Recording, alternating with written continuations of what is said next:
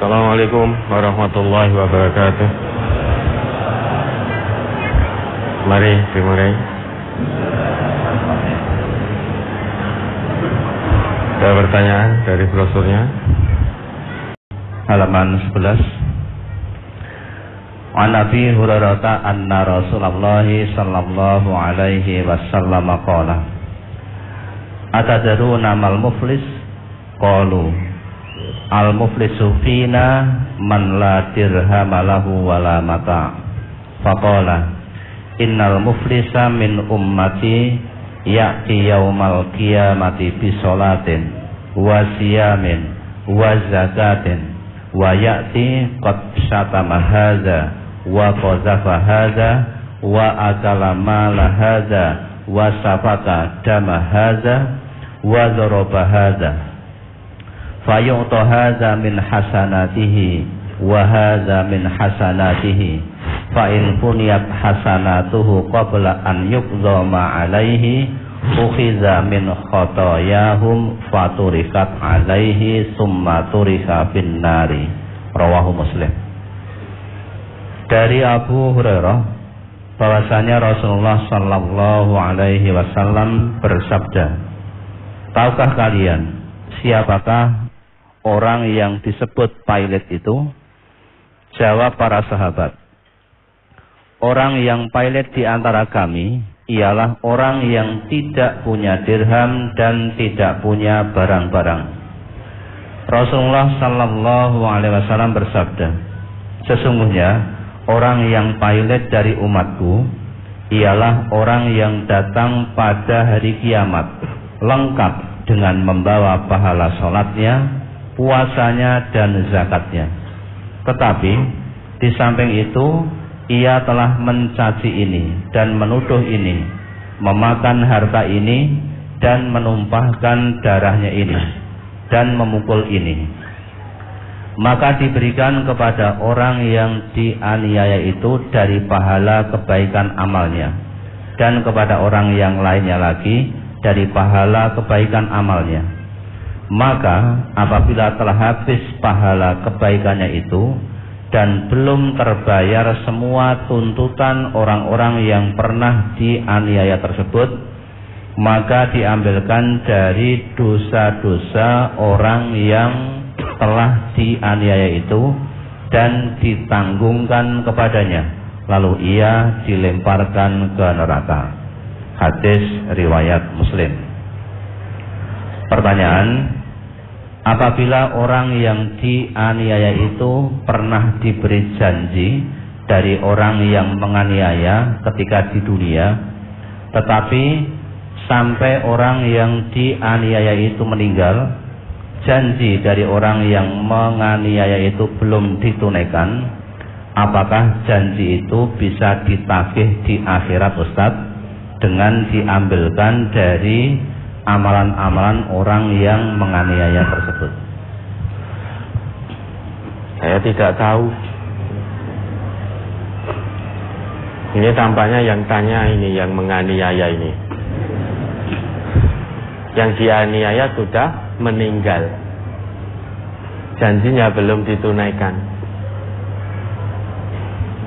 Lah janjinya apa dulu? Kita lihat janjinya dulu. Kalau yang dianiaya punya ahli waris, punya anak misalkan, ya janjinya misal memberi apa, berikan pada ahli warisnya. Nah, sehingga sekarang kebingungan, piye iki kok nek ditagih ning akhirat. Kalau yang dianiaya sudah memaafkan, insya Allah sudah selesai. Di dunia sudah selesai, di sana tidak ditagih. Tapi kita jangan lantas punya pola pikir, wes rarep tak apura, tak tagih ning akhirat. Nah, itu berarti tidak punya ciri ketakwaan. Ciri orang yang bertakwa itu wal'afina aninnas, mudah memaafkan.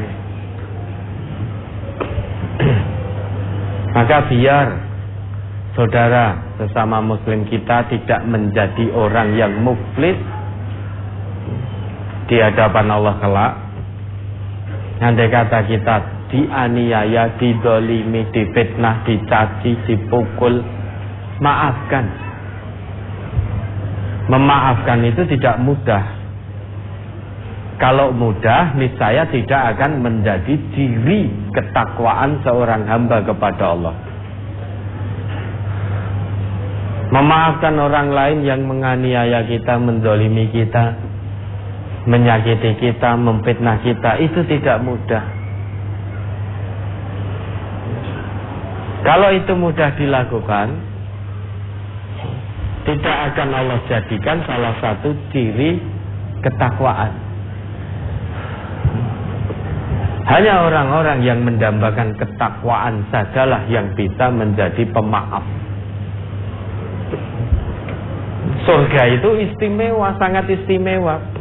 Hanya akan dihuni oleh hamba-hamba Allah yang bertakwa. Uiddat lil muttaqin. Salah satu ciri penghuni-penghuni surga kelak, dia ketika di dunia menjadi pemaaf. Itu salah satu cirinya.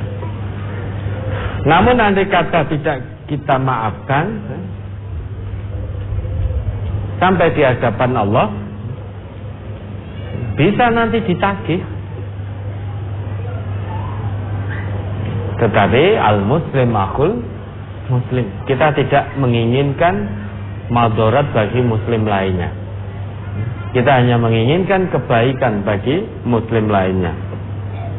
Maka maafkan. Hadis ini mewanti-wanti pada kita. Kalau tidak ingin jadi seorang muflis, seorang yang valid di hadapan Allah, maka jangan mencaci maki orang lain. Jangan menuduh, menfitnah orang lain. Jangan mengambil harta orang lain dengan cara yang batil. Jangan menumpahkan darah orang lain. Jangan menganiaya orang lain. Kalau semua muslim bisa melakukan ini, dalam arti menjaga dirinya untuk tidak melakukan perbuatan-perbuatan yang disebutkan di dalam hadis Nabi ini, maka tidak ada yang menjadi muflis di hadapan Allah. Kalau masing-masing dari setiap muslim itu tidak menganiaya yang lain, tidak memfitnah yang lain, dan lain sebagainya. Aku adalah kamu, kamu adalah aku. Karena aku adalah kamu, mustahil kamu menyakiti, memfitnah, menganiaya, memukul aku. Kenapa? Karena sama saja kamu memukul dirimu sendiri, kamu menganiaya dirimu sendiri. Karena kamu adalah aku, mustahil aku menganiaya kamu, mengambil hartamu dengan batil. Kenapa? Karena kalau itu aku lakukan, berarti aku berbuat aniaya terhadap diriku sendiri. Ini persaudaraan ukhuwah Islamiyah sesama muslim. Ini bukan hanya sebatas teori, butuh dipraktekkan. Tapi yang terjadi saat ini tinggal teori. Kalau semuanya tinggal sebatas teori, maka menjadi betul sekali bahwa Islam tinggal namanya, Quran tinggal teori-teorinya, tinggal tulisan-tulisannya. Tidak ada yang dipraktekkan. Islamnya tetap ada, tapi umat yang ngaku Islam, dia jauh dari aturan Islam. Kitab sucinya akan terus ada, tapi tinggal tulisan-tulisannya, tidak dipraktekkan dalam kehidupan sehari-hari. Sehingga yang tersisa hanya teori kebenaran, teori kebenaran, teori kebenaran, tanpa ada yang praktek. Maka semuanya rugi. Innal insan lafi khusr. Rugi. Tidak mengamalkan teori kebenaran Quran, teori kebenaran sunnah Rasulullah, itu rugi. Sangat-sangat rugi. Nah, terkait pertanyaan penanya tadi, janjinya apa, apakah nanti ditagih, saya tidak tahu. Kalau memang janji itu bisa diberikan pada ahli waris, ya tunaikan pada ahli warisnya. Kalau dulu panjenengan menganiaya yang dianiaya, mudah-mudahan sudah dimaafkan oleh yang dianiaya yang saat ini sudah meninggal dunia. Nah terus berikutnya bagaimana? Sudah berhenti. Jangan menganiaya orang lain lagi. Nah, sudah hentikan, tunduk patuh pada Allah.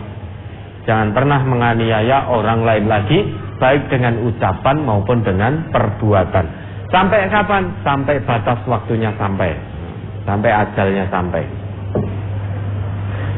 Ya, sekali lagi.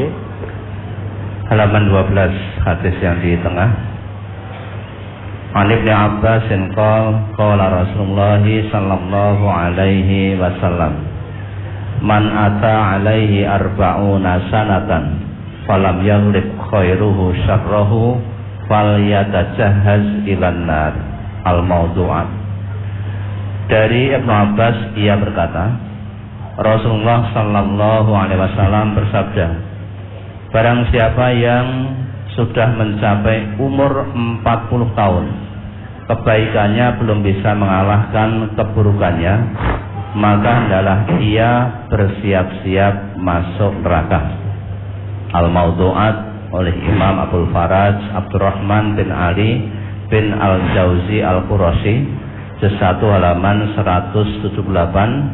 Hadis ini sangat dhaif karena dalam sanadnya ada beberapa perawi yang dhaif, yaitu Robah bin Ahmad, ia sangat dhaif.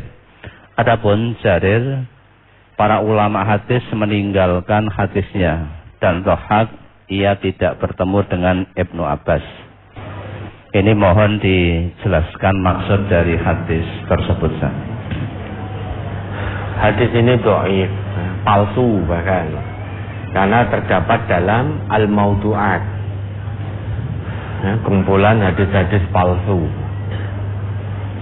Namun meski dhaif, ya hadis ini mewanti-wanti kita, memberikan kita peringatan. Ya. Kalau kita sudah sampai usia 40 tahun, kok keburukannya masih dominan daripada kebaikannya, maka siap-siap mengambil tempat di neraka. Artinya apa? Usia 40 tahun, batas waktunya tinggal sebentar.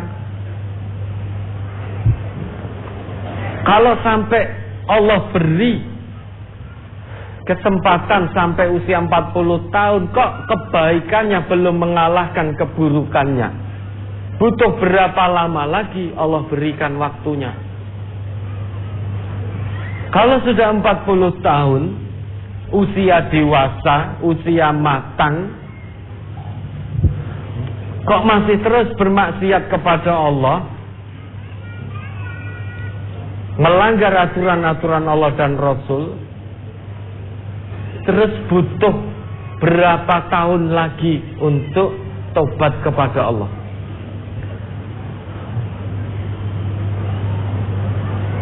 Ini meski dhaif, tapi bisa kita tarik ibrahnya, pelajarannya. Usia 40, habis itu 41, 50, 60, berarti kan semakin mendekati hari kematiannya.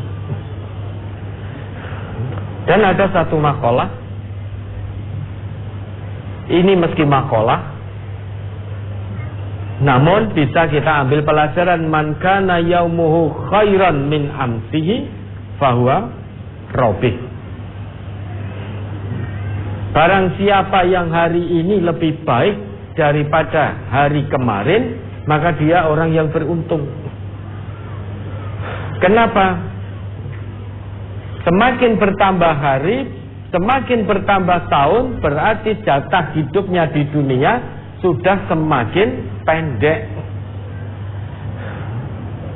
Maka kalau hari ini lebih baik daripada hari kemarin, dia beruntung. Tahun depan 2023 lebih baik daripada 2022 kedekatannya kepada Allah, maka dia beruntung. Semakin mendekati kuburnya, dia semakin dekat kepada Allah. Tapi ada pula wa man kana yaumuhu mithla min amsihi fahuwa mahbun.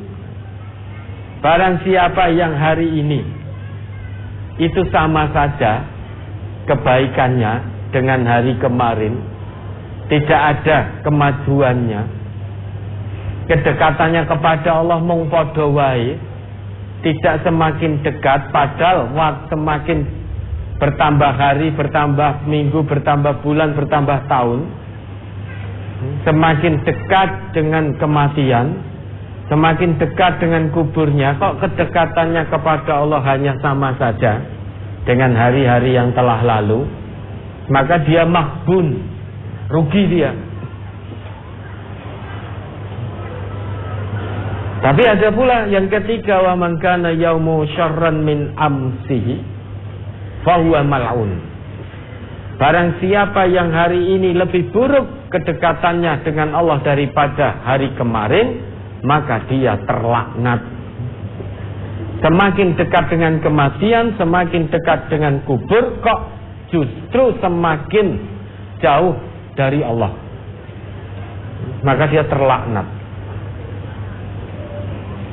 Nah, hadis ini meski dhaif tapi memberikan gambaran pelajaran yang sangat berharga untuk kita. Karena hadis ini tidak terkait dengan hukum, maka bisa kita tarik ibrah, tarik pelajaran. Orang berada di usia 40, kok keburukannya masih dominan daripada kebaikannya, maka siap-siap dia mengambil tempat di neraka. Kenapa? Karena sebentar lagi dia akan tinggalkan dunia ini. Lah kok keburukannya masih dominan? Ya sudah, kalau timbangan amal buruknya itu yang dominan, kata Allah dia tempatnya di neraka. Nah, kurang lebih seperti itu maksud dari hadis itu. Meski dhaif, namun bisa kita jadikan wanti-wanti, pengingat untuk kita. Usia 40 sudah tidak muda lagi, dia sudah masuk usia dewasa. Kalau dalam fase pertumbuhan manusia dia masuk fase dewasa, marhalatur rajulah, fase dewasa.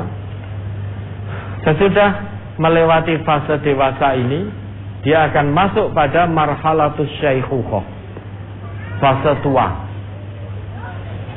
Sesudah mengalami fase tua, dia akan mengalami marhalatul maut, fase kematian. Berarti antara marhalatur rajulah, fase dewasa usia 40 tahun, sampai kepada marhalatul maut, itu tinggal satu fase lagi kalau kehidupan normal, yaitu marhalatus syaikhukhah, fase tua. Lah sekarang yang sudah berada di marhalatus syaikhukhah, tinggal satu langkah lagi, marhalatul maut. Ini fase kehidupan manusia. Tidak mungkin dari marhalatus syaikhukhah terus mundur lagi menjadi marhalatur rajulah, mundur jadi marhalatus syubban, jadi fase muda lagi. Itu tidak mungkin. Yang ada terus bergerak maju dari fase kandungan, marhalatul wiladah, fase kelahiran, kemudian marhalatu at-tifl, marhalatu sobi, kemudian marhalatu syubban, kemudian marhalatul rajulah, marhalatul syaikhukhah, marhalatul maut, kemudian barzakh, dan seterusnya sampai hisab. Nah, kalau 40 tahun ini dalam pertumbuhan manusia dia berada di fase dewasa. Menuju marhalatul maut berarti di tengahnya ada marhalatul syaikhubah. Tinggal satu fase lagi. Dan rata-rata usia umatnya Nabi Muhammad mabaina sittin wa sab'in, antara 60, 70 dan sedikit yang dilebihkan. Bukan lantas yang sudah usia 60, 70 wis ndang mati. Bukan begitu. Belum tentu. Yang usia 30, 40 bisa jadi mati duluan. Yang usia 18 tahun, 17 tahun, 20 tahun bisa jadi mati duluan. Dia menjadi mukallaf, punya beban-beban syariat sejak usia akil baligh. Balighnya usia 12 tahun, misalkan 15 tahun, batas waktunya selesai, meninggal 3 tahun. Dicatat dosa-dosanya, ternyata perbuatannya buruk. Hanya 3 tahun menyebabkan ke neraka. Rugi sudah. Ya, ada lagi?